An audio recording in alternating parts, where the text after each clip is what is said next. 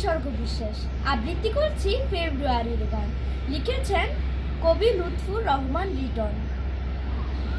দোয়েল কোয়েল ময়না কোকিল সবার আছে গান, পাখির গানে পাখির সুরে মুগ্ধ সবার প্রাণ। সাগর নদীর উর্মিমালার মন ভোলানো সুর, নদী হচ্ছে স্রোতস্বিনী সাগর সমুদ্র। ছড়ায় পাহাড় সুরের বাহার, ঝর্ণা প্রকৃতিতে বাতাসে তার প্রতিধ্বনি গ্রীষ্ম বর্ষা শীতে।